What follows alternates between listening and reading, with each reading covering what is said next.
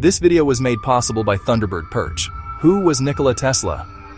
The question itself seems to hum with a certain kind of energy, much like the alternating current he championed.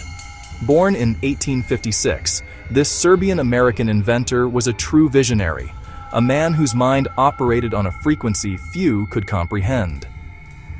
His contributions to the modern world are foundational.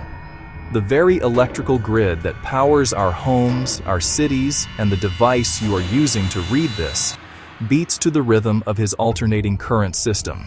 He was a poet of physics, a maestro of electromagnetism. His patents and theoretical work laid the groundwork for radio, remote control, and countless other technologies. He saw the world not just as it was, but as it could be. Yet for all his monumental achievements, Tesla's story is often draped in a thick fog of mystery and speculation. His later years were marked by increasingly eccentric claims and a slow fade from the public eye, creating a vacuum that has since been filled with wild and captivating theories. Did this brilliant mind, capable of envisioning our electric future, also design secret weapons of terrifying power?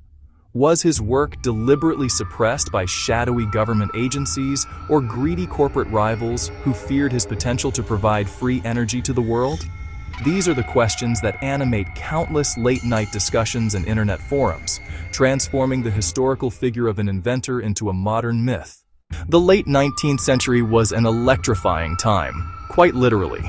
The world was on the cusp of a power revolution, and two competing systems stood ready to define the future. On one side was Thomas Edison, the established giant of invention, who championed direct current. DC was effective, but it had a critical limitation. It could not be transmitted efficiently over long distances. On the other side stood Nikola Tesla, whose revolutionary polyphase alternating current system, backed by the industrial might of George Westinghouse, promised a far more practical solution for electrifying a nation. This period, famously known as the War of the Currents, was a fierce battle of technology, business, and public relations. The facts of this conflict are well documented. Edison, seeing his DC empire threatened, launched a public campaign to discredit AC, claiming it was dangerously unsafe. He went to extreme lengths, publicly electrocuting animals with AC to frighten the public and lobby against its adoption. Despite this, the technical superiority of Tesla's system was undeniable.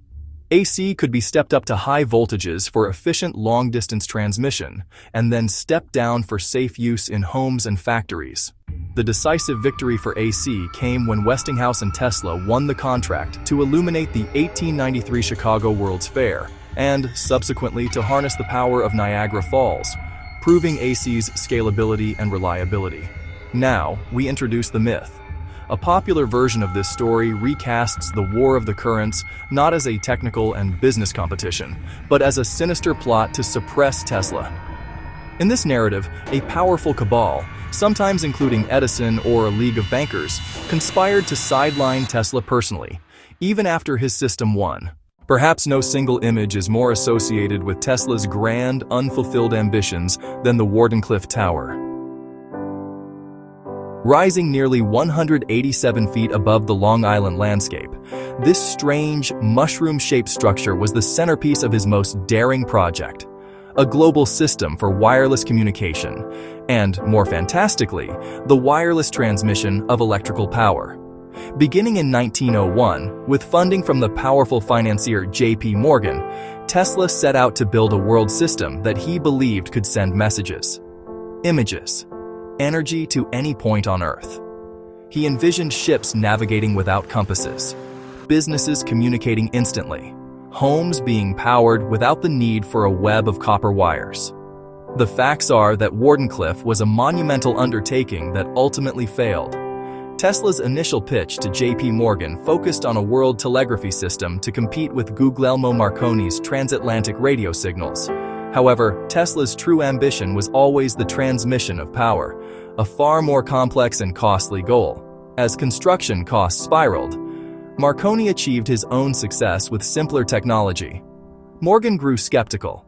He had invested in a radio tower, not a global power utility. When Tesla confessed his larger, more radical goal of wireless energy, Morgan refused to provide the additional funding needed to complete the project, effectively pulling the plug. The tower stood for years as a silent monument before being dismantled in 1917 to pay off Tesla's debts. This is where the myth takes flight. The conspiracy view holds that the Wardenclyffe Tower actually worked, or was on the verge of working, and was deliberately sabotaged.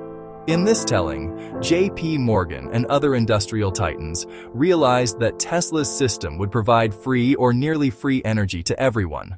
Before the grand ambition of Wardenclyffe, Tesla conducted a series of breathtaking experiments in the high-altitude solitude of Colorado Springs in 1899.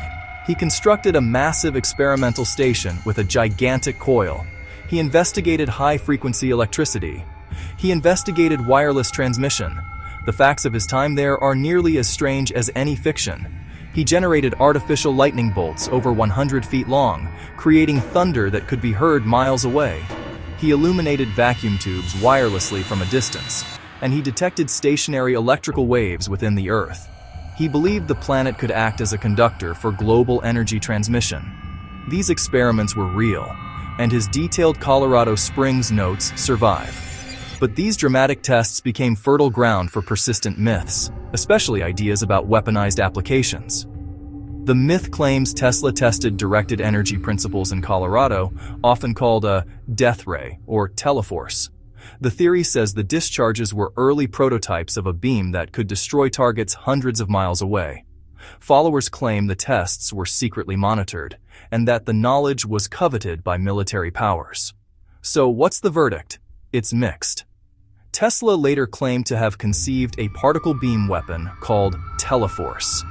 He described it as a defensive, impenetrable wall of force to protect borders. He tried to market the idea to governments, including the US and UK, between the wars. However, his claims remained theoretical.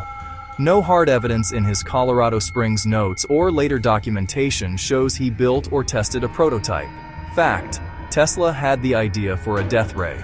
Myth: he built and proved it in Colorado. He was a brilliant theoretician, and he explored weaponized applications on paper. Nikola Tesla died on January 7, 1943, alone in his room at the Hotel New Yorker. He was 86 years old. This is a documented fact. The papers went to a storage facility. A team of experts examined them. One examiner was Dr. John G. Trump. He was a respected MIT engineer. He was also uncle to a future US president.